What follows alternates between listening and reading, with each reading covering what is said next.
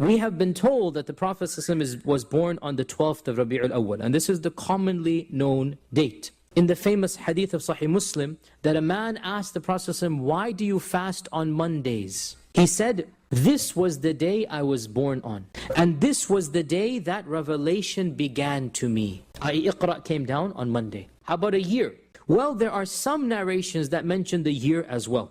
There's a beautiful narration in which Uthman ibn Affan asks one of the oldest Qurashis, and his name is Qubath ibn Ashyam, are you Akbar? Meaning, what does Akbar here mean? Older. Qubath smiles and he goes, the Prophet ﷺ is Akbar minni, but I am older than him. He changed the question because the question is alluding to the fact, are you bigger than the Prophet ﷺ? So he said, no, the Prophet ﷺ is bigger than me, but I am older than him. And then he says, he was born in the year of the elephant.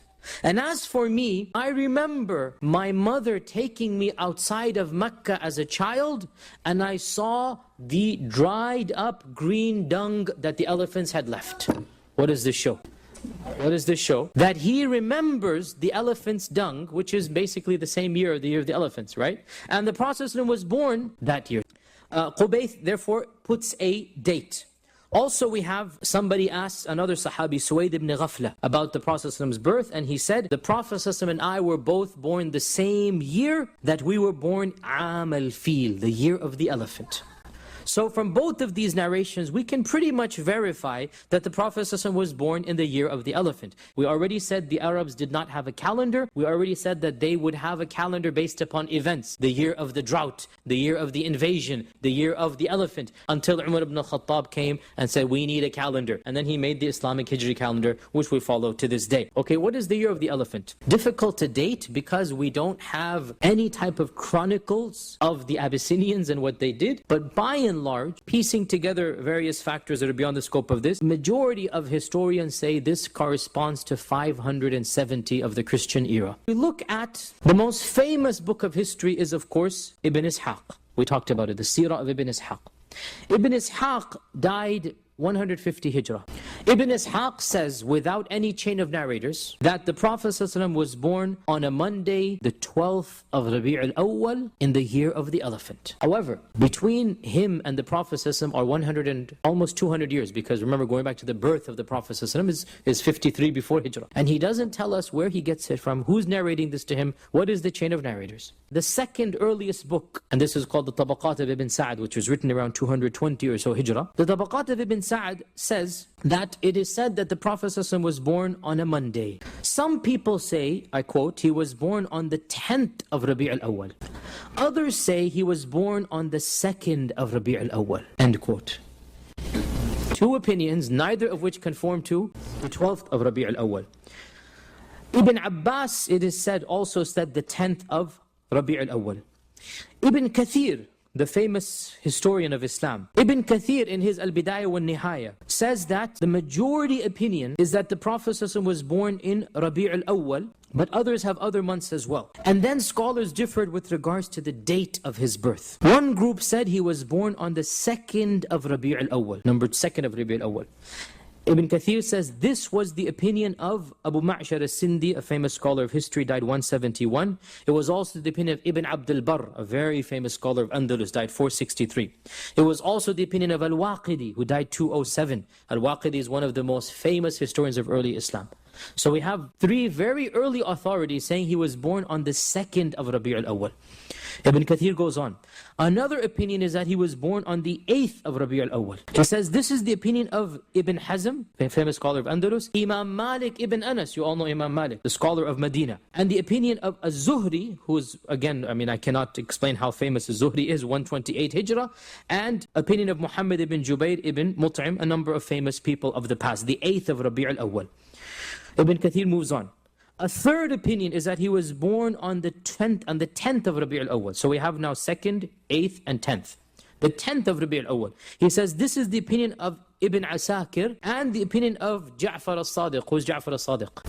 He's the descendant of the Prophet ﷺ, and the Shia consider him to be one of the Imams. He's the 6th Imam for the Shia, but he's a descendant of the Prophet ﷺ. So one of the descendants of the Prophet ﷺ says that he was born on the 10th of Rabi' al-Awwal. Ibn Kathir says the fourth opinion is that he was born on the 12th of Rabi' al-Awwal, and this is the opinion of Ibn Ishaq. But there is no isnad on this matter. In other words, there's no chain of narrators that mentions anything about the 12th of Rabi' al-Awwal. Ibn Kathir does say that this is the most popular opinion in his time. The 5th opinion, the 17th of Rabi' al-Awwal. The 6th opinion, the 22nd of Rabi' al-Awwal. The 7th opinion, he wasn't even born in Rabi' al-Awwal, he was born in Ramadan. So, to summarize, there are over 10 opinions in the earliest books of Islam about the exact day that the Prophet ﷺ was born. None of them are clear-cut. None of them have solid evidence. To be very academic, the opinion of the 12th of Rabi' al-Awwal seems to have much less weight than the 2nd and the 8th and the 10th. Ibn Ishaq, who is 200 years after the birth of the Prophet ﷺ, and he doesn't have any chain. So if this is the case, why then is the opinion of the 12th of Rabi' al-Awwal the most popular? So much so that for many of you it's shocking that I'm daring to go against this fact of history, right? This might be blasphemy telling you that, how dare you? Why is it so popular? Very easy to respond. Point number one, Ibn Ishaq.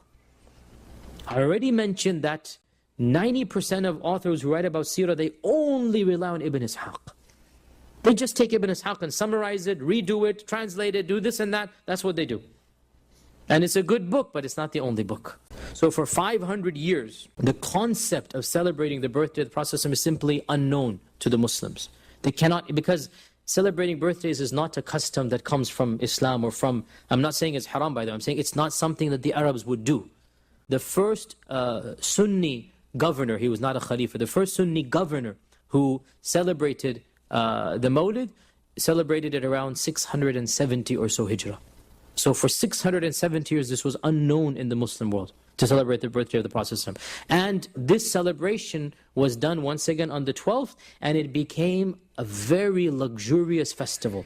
And various governors and rulers would then compete with each other who could have the bigger festival and the grander festival. Free meat and free bread and free, gifts were given out, and people. So it became literally a national festival. And as I said, there are reasons why rulers want to do this, and so they began to compete with one another in order to attract the trade, the commerce. Just like now, why do governments want the Olympics to happen in their country?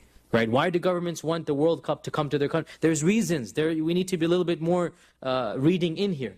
And so the governors wanted these festivals to become the biggest, so each one wants theirs to be bigger and bigger. And of course, it's the birthday of the Prophet, who's ever going to say anything about that? And so slowly but surely, from 660 AH, it began to spread in Sunni lands. Initially, some scholars opposed it. Some scholars, said, well, if you do it with these conditions, it's okay. After a while, under public pressure, just the floodgates opened, and it became a very, very common festival. And you all know my opinion on this, is that the way to celebrate the birthday of the Prophet, if you really wanted to celebrate it, is to fast on Mondays. Because that's what he would do. If you really want to celebrate his birthday, then you should fast every Monday. Because when he was asked, why do you fast on Monday? He said, because I was born on a Monday. So to take one day of the year and do events and whatnot, I mean, I'm not going to be harsh here, but let me just say, it's a really easy cop-out to show that you're loving the Prophet ﷺ, if you do something one day. Real love is to be dedicated throughout the year, right? Real love is to show that love every single day.